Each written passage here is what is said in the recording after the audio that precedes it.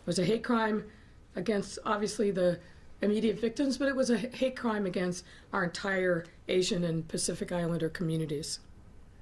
This was a crime against Asian women. And this was a crime that has shown a harsh light on the anti-Asian violence and hateful rhetoric that has been on the rise since COVID-19 became a global pandemic and fanned by the hateful rhetoric of our former president in this country. To be clear, any crime against any one of our communities is a crime against all of us. We have to treat it like that. We have to feel it in that same way, and we have to attack these hateful acts in that vein. Especially since COVID-19 came to our country, Asian Americans have been hit with an especially vicious wave of racist vitriol, leading them and their businesses to suffer, leading them to be disproportionately targeted and attacked. And on top of that, having to deal with the ravages of COVID-19 as it swept through their communities.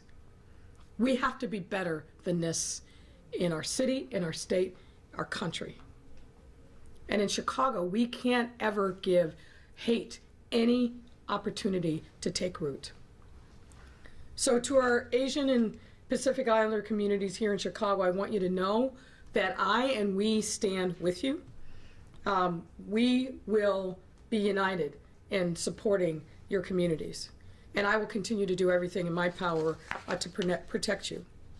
I checked in with the superintendent right before this press conference, and I want to remind folks, and hopefully this will be of some comfort, we have no actionable intelligence regarding a specific threat against our Asian or Pacific Islander communities here in Chicago. Nevertheless, the superintendent has directed that our officers remain diligent, and they will. And specifically, district commanders have initiated outreach with local community leaders, advocates, and business owners throughout the Asian and Pacific Islander communities. In addition, the CPD will increase their presence and patrols in these same communities. And I want to say directly to our neighbors and our friends in the Asian and Pacific Islander communities, you are not alone. We stand united with you, and if you see something, please say something. Call 911, use the CPD anonymous tip line, or contact our mayor's office of engagement. We will and we must be here for you. Now, let me turn to some more joyful news. We are here to announce that because of the progress that we've made today in fighting COVID-19, that we will move into Category 1C as planned on March 29th. This is good news for the tens of thousands who are anxiously awaiting their turn to get the life-saving COVID-19 vaccine. Since the arrival of these life-saving vaccines to Chicago back in December, we've been intentional about getting them to residents who need them most, rolling out initiatives such as Protect Chicago Plus, and deploying our racial equity rapid response team to ensure equity remains at the heart of our distribution strategy, and working with our partners at the federal level to obtain more vaccine and open mass vaccination sites like the United Center. Simply put, because of the hard work and sacrifice of so many across our city, we have the opportunity to open up vaccine opportunity to more folks, and that's what we're doing. Both in continuing the ongoing fight against COVID-19 and also in other life-saving work of getting vaccine to our residents who need it most. This has been a courageous, important, difficult, but ultimately successful initiative citywide with many, many people who have made this work happen. And let me give you some examples. Talked briefly about Protect Chicago Plus and where we've brought a vaccine to areas of our city that need it most. And thanks to these efforts, we have made great progress. Back in our Phase 1A of our vaccine rollout, when the focus was on healthcare workers and long-term care facility staff, at that point, less than 20% of vaccines were going to Black or Latinx residents. Now, that figure is over 50%. And data show that communities where the Protect Chicago Plus program was initially launched are seeing the fastest rates of increase in vaccinations in our entire city. When comparing coverage from the beginning of March, communities like Gage Park, South Lawndale, Belmont Cragen, and Archer Heights are now doubling, tripling, and in some instances quadruple getting vaccinated. And now, as I said, we are here to announce that we are planning to move into phase 1C. Now, Dr. Arty will go into more detail in a moment, but I do want to explain what this shift to 1C does and does not mean. What it means is that starting 2 weeks from now, on March 29th, vaccination eligibility will be expanded to residents who have underlying conditions, essential workers such as restaurants, hotels, hairdressers, clergy, construction, delivery, and warehouse workers, just to name a few. Additionally, we will continue to vaccinate residents who are already eligible in 1A and 1B. And I want to particularly give a shout out to our seniors. We need to get you vaccinated, but more to the point, you need to get vaccinated. We need to continue that hard work of making sure that as many of our seniors as possible have access to the vaccine. So if you are eligible under the earlier phases or now, please don't hesitate to take advantage of the opportunity to get vaccinated. Contact your local health provider or visit ZocDoc, that's Z-O-C, doc.com/vaccine to get signed up. That's ZocDoc.com/vaccine. And as always, continue to visit chicago.gov/COVIDVax, where there's a vaccine finder to assist people eligible for appointments.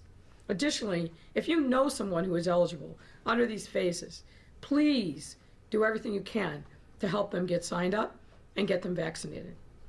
Now, what this shift to phase 1C doesn't mean is that we'll have enough vaccine for those who are newly eligible right away.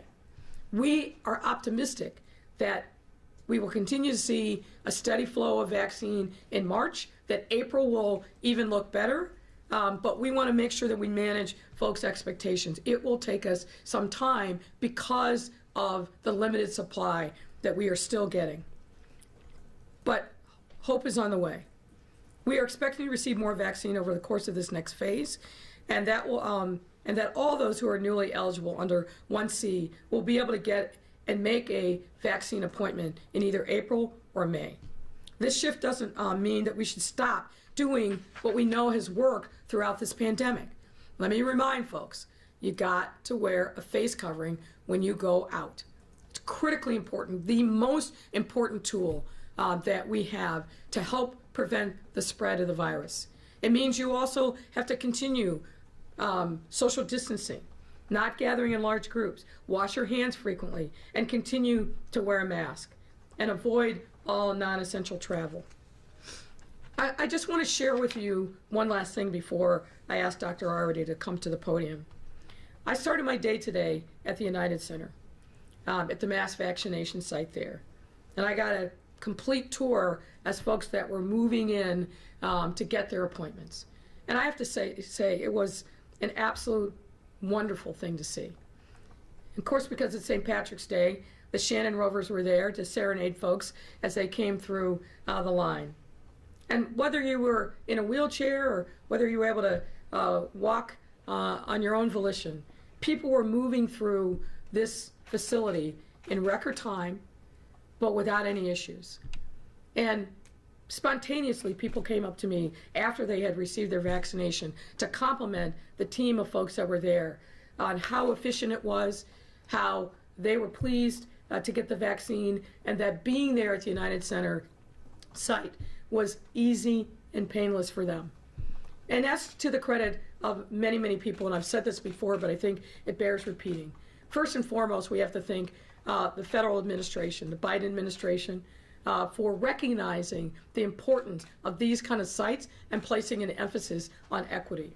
I want to thank FEMA in particular. I want to thank the Illinois version of FEMA, IEMA, led by General Tate Nadeau. I also want to thank the National Guardsmen who were there. There were many who were there from out of state, some from Kentucky even, and other places, who were sacrificing to be here in Chicago to help protect Chicagoans. So we owe a great debt of thanks to them. And of course, the owners of the United Center, the Reinsdorf and the Wirtz families, who have been tremendous partners to this city throughout the pandemic. But this really takes a village, whether it's at the United Center, whether it's at our other city pod sites, whether it's through the work of the pharmacies, CVS, Walgreens, Jewel. There's a tremendous spirit of collaboration and partnership across the city that is truly saving lives every single day. And we can't lose sight of that. There have been many times over the course of this last year where we've all had reason to despair, particularly a year ago when we didn't know what the future was going to look like and there was more uncertainty than not. But we've weathered a lot of storms over the course of this year. And I will just say, what I came away from that experience feeling today, well, a memory that I will have with me for the rest of my life, is that God's grace is shining on us. There is truly light at the end of the tunnel. We've got to stay diligent. We've got to continue to work hard, but we are moving exactly in the right directions. And I am grateful for the work of so many, more than I can possibly name, who have gotten us to this point. One of whom, of course, is our own Dr. Allison Ardoin, the Commissioner of Public Health. Doctor.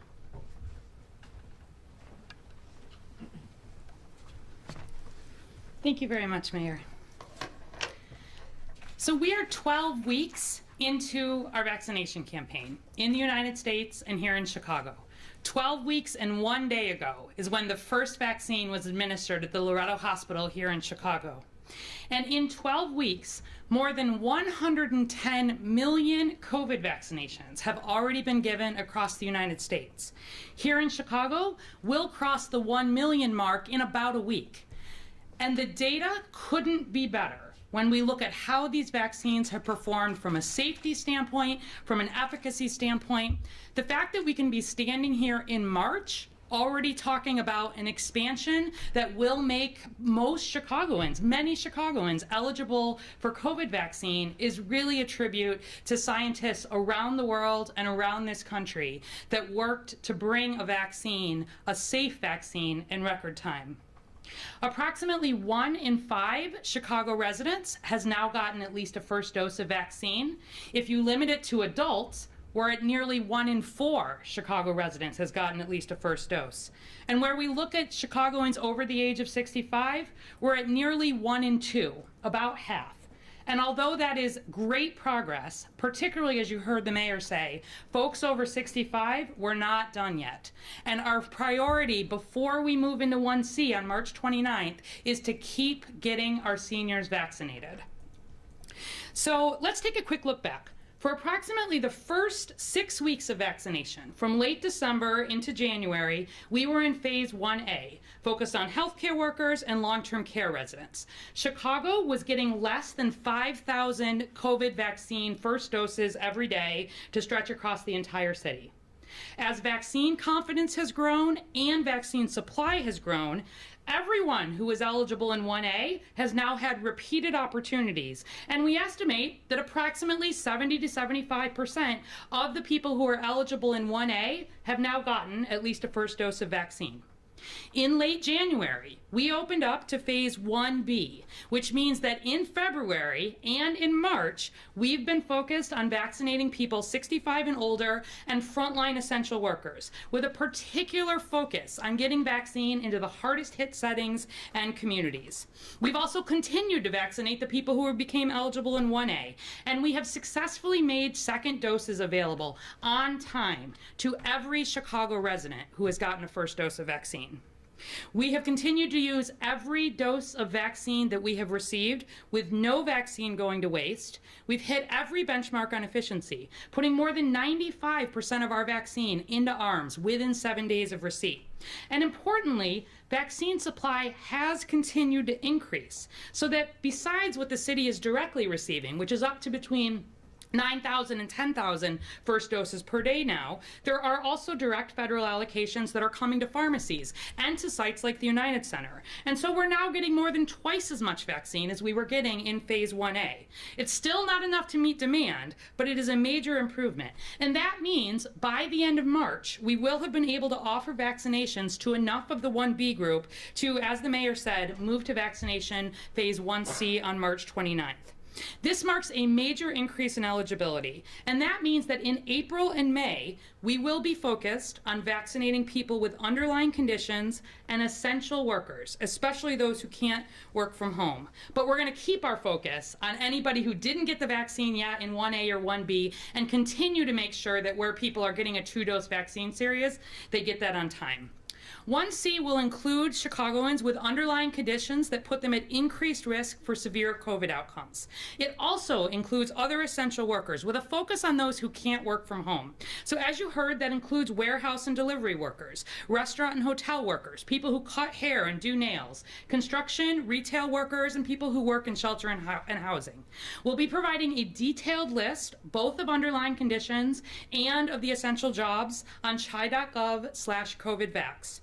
And I want to emphasize that between those with underlying conditions and essential workers and everybody in 1A and 1B, most Chicagoans will actually be eligible to be vaccinated beginning March 29. But just because you're eligible, it doesn't mean you're going to be able to be vaccinated right away. It's all going to depend on vaccine supply. We do not have a large amount of vaccine to release onto ZocDoc on March 29th because we have no vaccine sitting on shelves. And while you should continue to check ZocDoc.com for appointment availability, please know that this supply is going to ramp up over the next couple of months. Just like when we moved into 1A, we didn't have enough vaccine for everybody at the beginning. Just like when we moved into 1B, we didn't have enough vaccine for everybody at the beginning. But as we get further into the phases, vaccine supply has opened up, and I'm confident, based on everything we're hearing from the federal government, that the same thing will happen. So if you are in 1C and you're anxious to be vaccinated, assuming the federal protections hold, we do expect you'll be able to make a vaccine appointment in April or May. April or May. It's likely to be May before we have enough vaccine to be able to partner in large ways with employers at a significant scale. And to be clear, we're not going to be done vaccinating Chicago in May. We'll definitely still be vaccinating hundreds of thousands of Chicagoans through the summer and beyond, but this is going to start feeling more like a traditional flu vaccine campaign, where the problem is not finding a vaccine, it's having the confidence in making the decision to get a vaccine. And we will continue this focus on seniors, especially between now and when we move into 1C.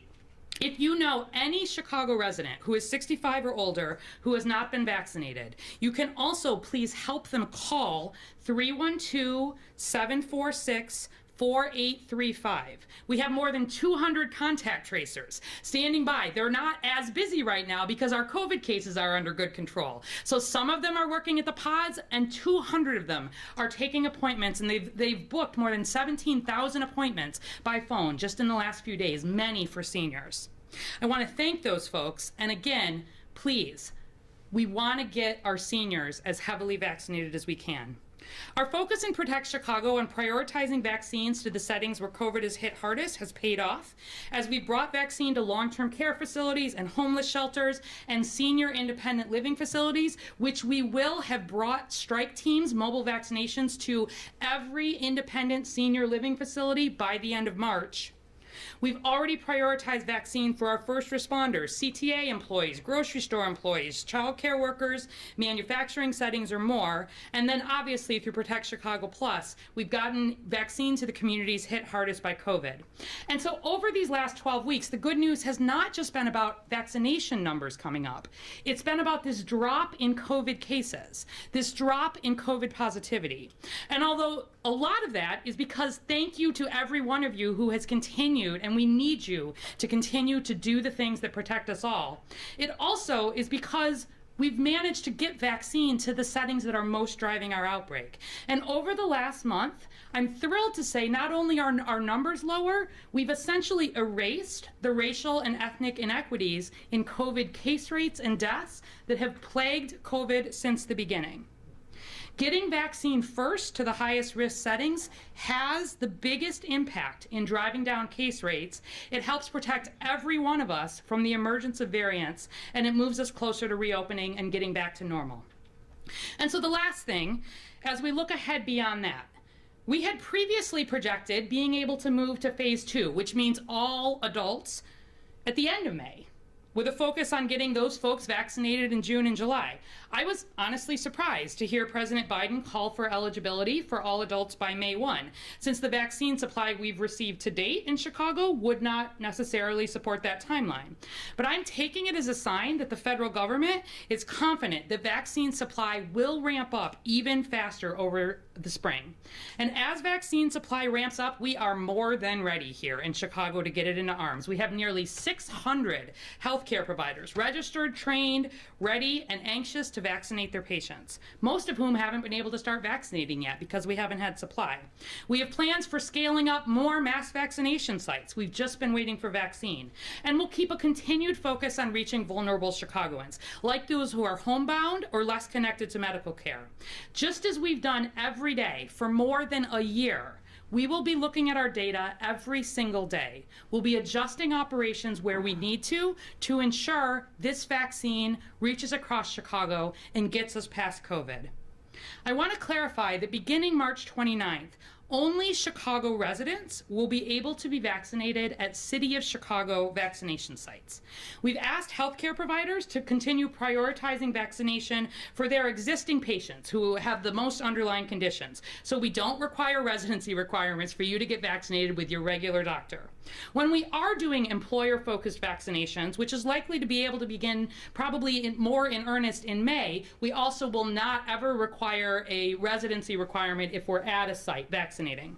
But for public City of Chicago vaccination sites, like those that will be available on ZocDoc, at least for the next couple of months, we will be limiting that eligibility for Chicago residents. So keep checking with your healthcare provider, keep checking ZocDoc. Again, more vaccine is coming. April or May is going to be your opportunity to get vaccinated in phase 1C in Chicago. And with that, I'll bring up Dr. Luna, who's going to give some remarks in Spanish. Thank you.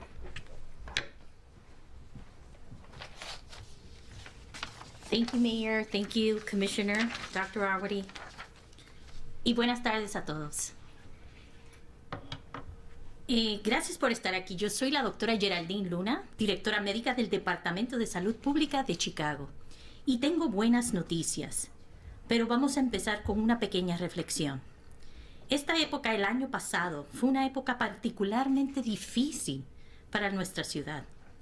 El 16 de marzo perdimos a nuestro primer ciudadano de Chicago. Su nombre era Patricia Frison, residente de Auburn, Gresham, y enfermera jubilada.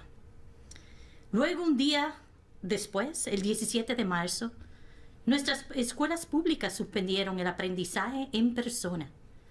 COVID interrumpió nuestras carreras, nuestra vida. Nuestros estudiantes se vieron completamente aislados y mucho más ocurrió a partir de ese momento. Al pensar en estos eventos o aniversarios solemnes, es fácil enfocarse en todo lo negativo, en todo lo que hemos perdido durante el año pasado. Sin embargo, estos aniversarios también nos brindan una importante oportunidad para reflexionar sobre todo lo que hemos ganado este último año. Además del progreso que hemos logrado para dejar atrás esta pandemia y dar un paso hacia la recuperación histórica que seguramente vendrá después. El núcleo de nuestra capacidad para avanzar este periodo de recuperación son las vacunas, que han demostrado ser la luz al final de ese largo y oscuro túnel que es el COVID-19 y en el que hemos estado todo este año. Desde la llegada de las vacunas que salvan vidas en diciembre, hemos tenido la intención de llevarla a los habitantes que más la necesitan. Hemos implementado iniciativas como Protect Chicago Plus y hemos desplegado nuestros equipos de respuesta de equidad racial para garantizar que la equidad permanezca siendo el centro de nuestra estrategia de distribución. Y trabajar con nuestros socios a nivel federal para obtener más vacunas y abrir más sitios de vacunación masiva como United Center son la esencia y el motor que nos guía en este paso a la distribución de la equidad y para dar esas vacunas a las personas que más lo necesitan. Gracias a estos esfuerzos, hemos avanzado mucho en nuestra misión de vacunar a todos en nuestra ciudad. Si bien al principio del lanzamiento de la fase 1A, cuando el enfoque era para personal de la salud y nuestros pacientes de la tercera edad viviendo en lugares de cuidado a largo plazo, la recepción o la aceptación de la vacuna fue de un 20% en nuestros habitantes latinos y afroamericanos de Chicago. Ahora la cifra es más de un 50%. Y eso sí que es un avance. Y los datos muestran que las comunidades donde se lanzó inicialmente el programa, Protect Chicago Plus, han experimentado el aumento más rápido en la tasa de vacunación de toda la ciudad.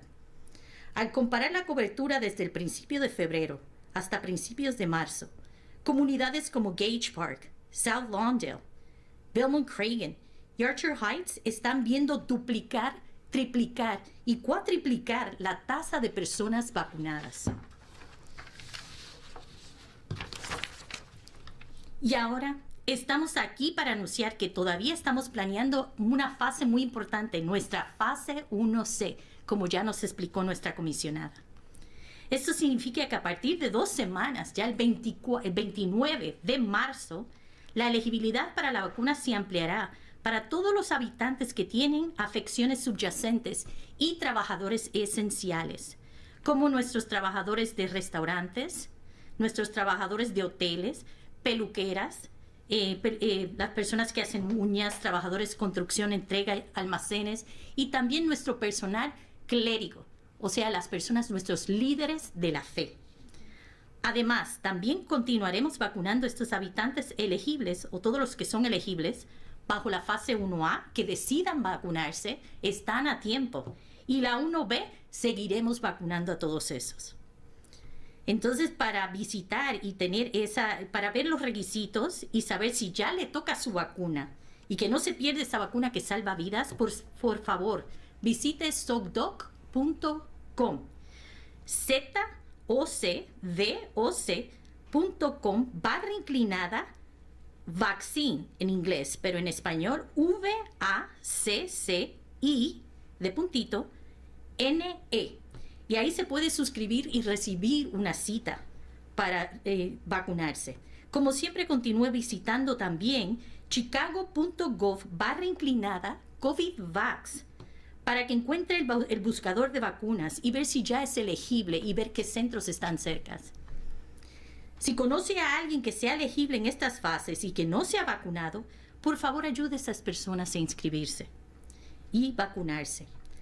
Ahora, este cambio a la fase 1C no significa que de entrada todos podamos tener la vacunación. Esperamos recibir más vacunas. Acuérdense, el suministro es limitado.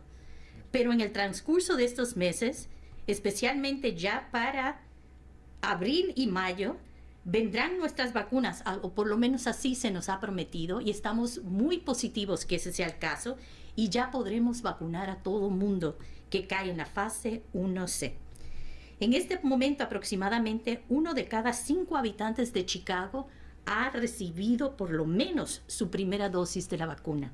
Y 1 de cada 2 personas 65 años o mayores ya han recibido por lo menos una parte de la vacuna. Esto no significa que estamos fuera de peligro. Todavía tenemos que hacer bastante para alcanzar esa meta. Y debemos seguir en alerta, practicando nuestras preventivas, las preventivas de mitigación del COVID-19, que significan siendo distanciamiento social de más de 6 pies entre un individuo y otro. Evite reunirse en grupos. Lávese las manos con frecuencias, por lo menos 20 segundos con jabón y agua. Y sigue usando una mascarilla, y importante igual, evite los viajes que no sean esenciales. Las vacunas han sido la luz en el túnel que hemos estado esperando durante más de un año. pero el brillo de salud depende de lo que hagamos ahora. E individualmente, para evitar que esta enfermedad ponga en peligro o se lleve más vidas y siga prolongando nuestra angustia y nuestro regreso a la normalidad. Así que, por favor, vacúnense. Y gracias a todos por escucharme y manténganse a salvo, Chicago. I have a few questions for Dr. Arwady, and then from the pool, and then I'll turn it over to you guys.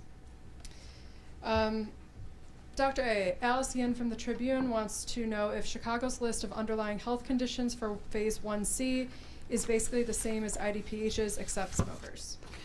It's actually a little bit more extensive than IDPH's. We really have looked in a lot of detail at what the CDC has recommended, the ones that both certainly and likely increase the risk for severe outcomes. So all of the conditions that are included under the state's 1B plus are there, with the exception of smoking, as you note, but there are a few additional ones. We more specifically call out some additional immune deficiencies like HIV. We call out liver disease. Obesity remains in there with the BMI over 30. Schizophrenia spectrum disorders, which have been shown to significantly increase people's risk for severe COVID. Sickle cell disease, thalassemia, but the full list is online. Broadly, it is similar with a few more additions where there is good data suggesting that people have more severe outcomes. Kelly Bauer from Block Club wants to know if you have any concerns about Loretto Hospital's vaccine event at Trump Tower.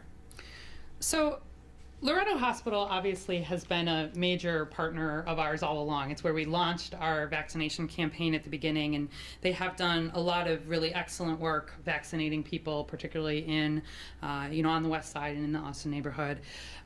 We have had conversations with Loretto Hospital related to that event, and we have asked for some more details related to who was vaccinated. Loretto has noted that their intent was to vaccinate hotel workers, and hotel workers are not eligible at this time. They do become eligible under 1C on the 29th of March, and they have noted that there was apparently some confusion over that fact, so we have made it clear what phase we're in, and we are continuing to make sure we have full information related to that. I will note, I think it was approximately 70-something vaccinations, in the context of course, nearly 1 million that have been done, but nevertheless, we obviously want to make sure that people are being vaccinated when it is their turn, and with a focus. It is not part of the Protect Chicago Plus initiative, and Loretto did make that clear as well.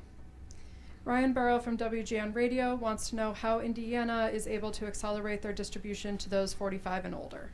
So there is no one right way to do COVID vaccination prioritization. The way that we are going here is the way that the CDC and the ACIP have recommended from the beginning. That was based on a lot of work that was done in planning for COVID. It is based, I do believe, on the best available evidence. And we felt pretty strongly here that we wanted certainly to make sure that people with severe underlying conditions, adults, were able to be vaccinated regardless of their age. And we've asked providers to please work to vaccinate their highest risk people first. They're best able to do that prioritization. So that's on the underlying condition side. And then on the essential worker side, just recognizing that there are a lot of people in this city who have jobs that they cannot work from home, and that they are at increased work related to their employment, felt like it was important to also open up eligibility. We know that a lot of people in that group also are from some of the hardest hit communities, and making sure that there is access in a way that both gets at people with the most severe outcomes from COVID, as well as the people least able to control their exposure to COVID, is the same approach that has been used in 1B, and we have elected here to follow the CDC guidance in moving ahead to 1C. All right, last one from me before we go to the room. Dan Mihalopoulos from WBEZ wants to know if 1C includes Cook County judges. So, oh my goodness. All right, so 1C. Ask Dan if he wants them to. Yes, exactly. So 1C definitely includes legal. It includes legal services, and that would include judges, lawyers, paralegals, etc.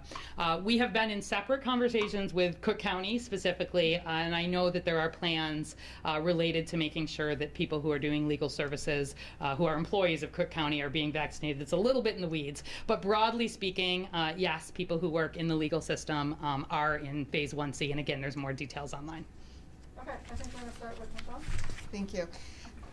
Dr. Arwady, I actually have a question for you, which is, you mentioned that once we expand to 1C, this will include a majority of the Chicago population.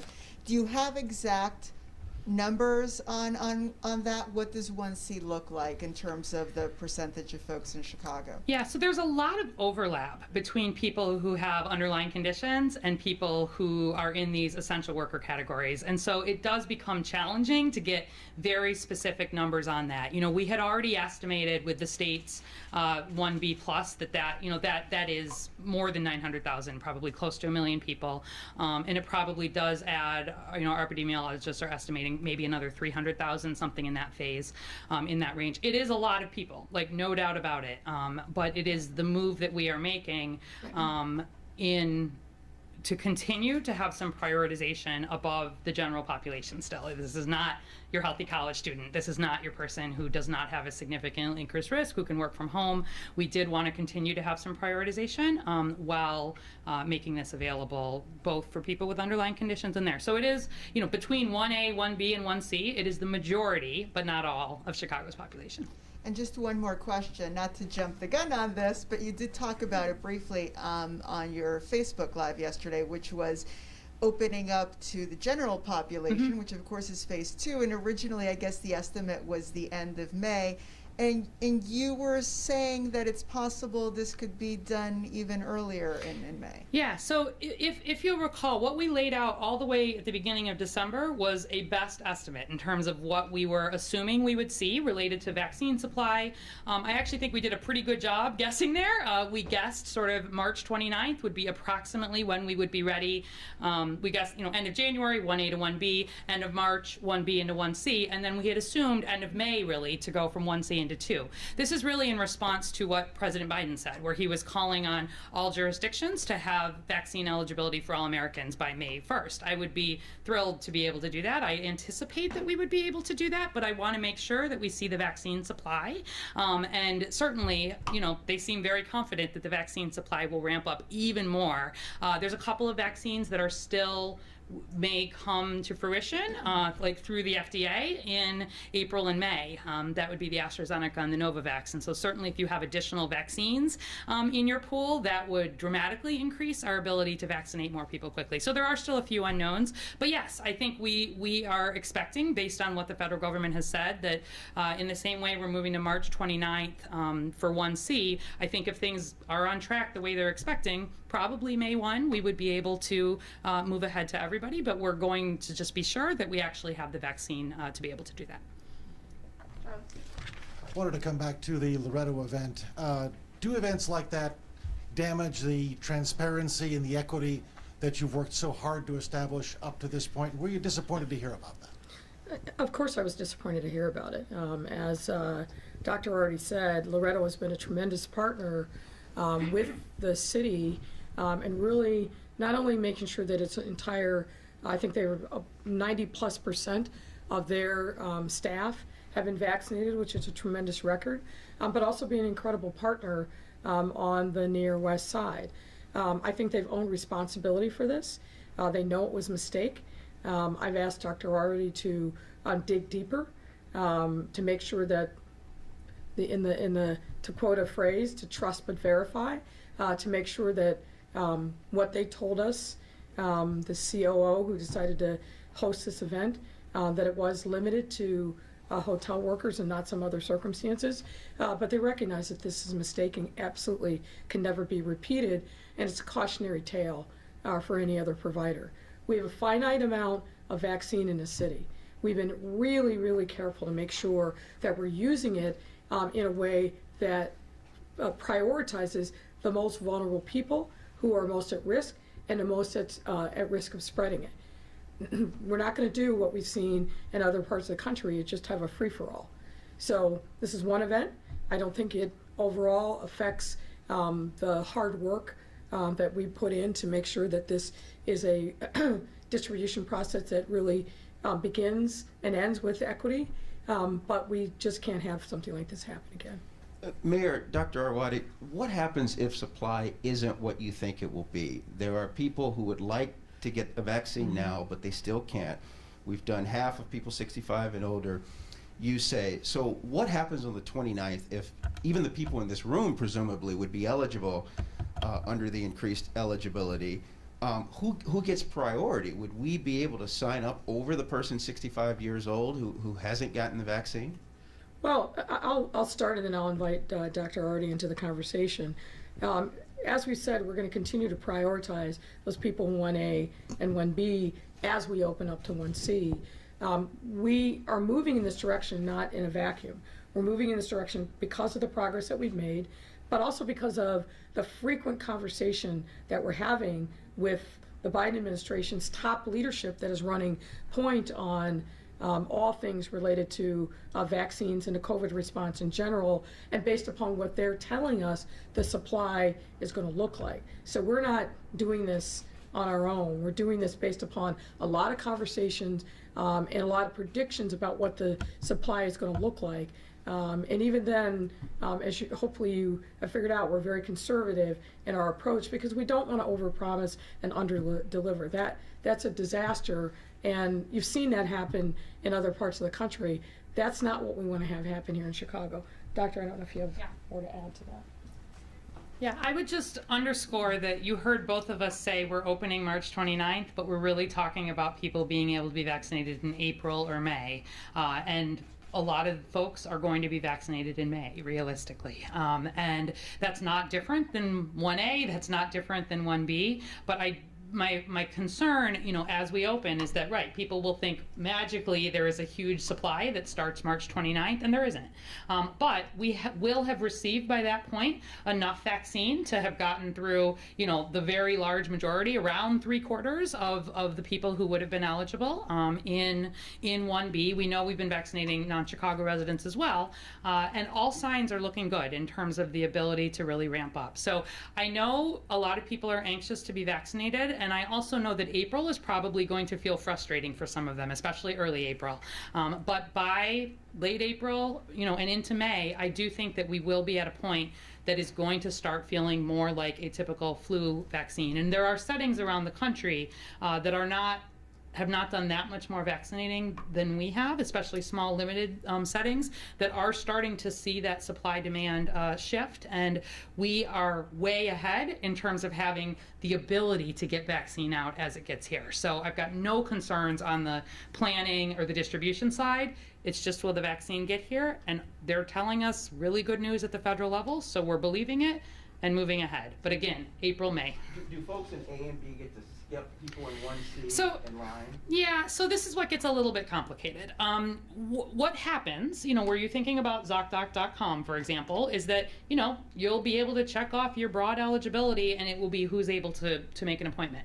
Where we have more ability to do that prioritization, a lot of this does come through our healthcare providers. One of the reasons we did very well, I think, in terms of getting a lot of our oldest folks vaccinated first, and a lot of we had much better race ethnicity data than a lot of cities did for that oldest group, is that we asked providers to start with your oldest, highest risk patients. And we have asked them to do exactly the same thing. Even now, if they have vaccine that they don't have people over 65 to do, can start their folks who have these underlying conditions, and then we'll be formally in that starting March 29th. But it is going to be harder, honestly, for people over 65 to get a vaccine after March 29th. We'll do everything we can to prioritize them. When they call the call center, we will work very hard to get them in, and we'll be asking everybody to keep prioritizing. But that is why, today's 17th, we've got 12 more days here. If you know anybody over the age of 65, please, anywhere in the city of Chicago, we want to get folks vaccinated. Call that number and we'll get you an appointment, because it's going to get a little harder after that. Hello, Mayor. This is Coco from Chinese TV station Television. At the beginning, you mentioned that Atlanta shooting is a hate crime. So, do you have any evidence? I apologize, but I have bad hearing, so I'm having a hard time hearing you through the mask. Maybe you can just talk a little bit louder. That'd be great. Sorry, this is Coco. Is a Chinese reporter from Television. At the beginning, you mentioned Atlanta shooting is like a hate crime. So, do you have any evidence, or why you think that is a hate crime? Look, I think the fact that this shooter, who obviously is entitled to a presumption of innocence, went into business venues that were staffed by primarily Asian individuals and shot them, says to me this wasn't an accident or random. And given that he went to 3 different locations, that he targeted Asian women in each of those locations, says to me that this wasn't anything random, that it was intentional, and it feels to me, as a former member of law enforcement, like a hate crime. Mayor Dr. Arwady, Marie Saavedra with CBS 2. This might be better for you, Doctor. I'm curious about the United Center. I know yesterday on Twitter your department was shooting down rumors that there are appointments and vaccine going to waste at the United Center. Can you tell us how many appointments are being booked? Are you at capacity? Is vaccine moving to another day? If you can clear up anything on that issue. Sure. So let me start by reiterating, no vaccine is going to waste at the United Center or anywhere in Chicago. And yes, we are at capacity at the United Center. We are booking up to 5,700 appointments per day right now, and we are doing more than 5,600 appointments of those yesterday, for example. And we are not at, there's the capacity to do a full 6,000. We've held it to 5,700, partly because we are also opening a drive-through next week. And so making sure that there is the ability to support not just the walk-through, but the drive-through. We will have additional vaccine that will continue to be Pfizer vaccine, to be very clear. But there will be both walk-through and drive-through capabilities. So every vaccine is being used. There is no vaccine going to waste. Eligibility has not changed there, and we're really humming and doing a good job. Any concerns over St. Patrick's Day celebrations or habits that people should keep in mind, even though many are getting vaccinated? Yes. So, I said last week that green beer does not protect you from COVID. That remains true. And, we need people to keep being smart here.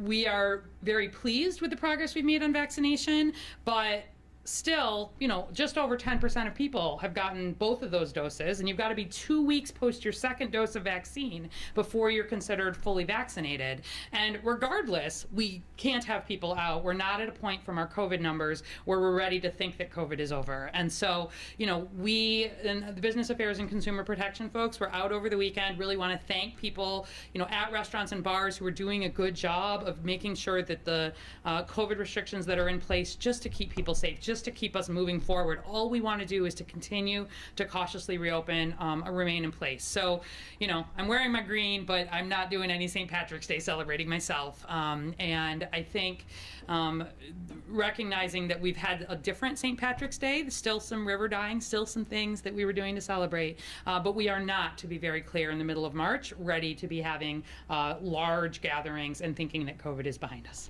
All right, we'll do our last one for Eric. Thanks. Dr. Arwady? For you. Yes. You're popular today. Wonder if you could get... conference where I come, I speak, and I get medical. Had any, you said that there were going to be more mass vaccination sites when we get more vaccines. Are they going to be operated by Prism Health? They were announced in February to be the vaccine. Yeah, so a couple things are happening. So, yes, Prism Health is one of our contractors. They will be part of mass vaccination efforts. They may not be the only one, but they are part of what is happening related to mass vaccination. We're working with all different partners on different mass vaccination plans. Any sense of specific locations, specifically on the south side? Sometimes I think said Wrigley Field was going to be a site at one point, but I didn't know if you had any sense, particularly in my area and the Hyde Park Mid-South Side area, any other locations that were under consideration? Yeah, so there are a lot of different locations that are under consideration. I expect we'll be making some additional announcements probably in the next few weeks to come here as we get additional vaccine and, you know, are able to kind of announce that more formally. We never want to commit to a mass vaccination site until we know we've got the vaccine to support it. And then one other question, you know, I'm looking at the data on the reopening metrics right now, and everything's in lower risk except for diagnosed cases, Correct. which is still in moderate risk. Correct. We're seeing bad signs in Europe right now because of the variant spreading. Washington Post reported that there's rising infections in the upper Midwest and New York metro area yesterday. Any sense of what's going on in Chicago, what we can expect to see over the next couple of months? Yeah. You have good epidemiologists. Oh, just a short question. Okay. You know, certainly, you know, our epidemiologists are looking every single day at about 8 different metrics for any sign of any trouble. We have continued to see very good news where we look at our severe outcomes, our hospitalizations, our ICU visits, our deaths. Our cases, as you note, are not at that lower rate yet. I really need those to get under 200 cases per day. As of today, we're sitting at 293, just under 300, but not where we want to be. And so seeing those numbers hopefully trend down is a big part of what we're watching for here. We're sitting at a 2.9% positivity today. Again, this is good. But we're not done. And so I am concerned about some of the increases that we've seen in Michigan, for example, which is very near us, has had a lot of variants. Things are broadly in control, but they've had real increases. And this is where, in some ways, we are against time here. I feel really confident in the vaccine strategies that we have because we've gotten vaccine into the places where the most COVID cases are being driven, which in turn are where we see variants emerge and spread. So I think that is going well. Getting people vaccinated, getting more vaccine here, and not having people think that COVID is over. These masks, the social distancing, they protect you from the variants, but you got to keep doing them. So we need people to hang in there while we continue to get a larger population vaccinated and keep monitoring variants. But, you know, I think I'm feeling okay about where we are right now. And if we see any signs of trouble, certainly, you know, we won't hesitate to act. Thank you. All right, thanks everybody.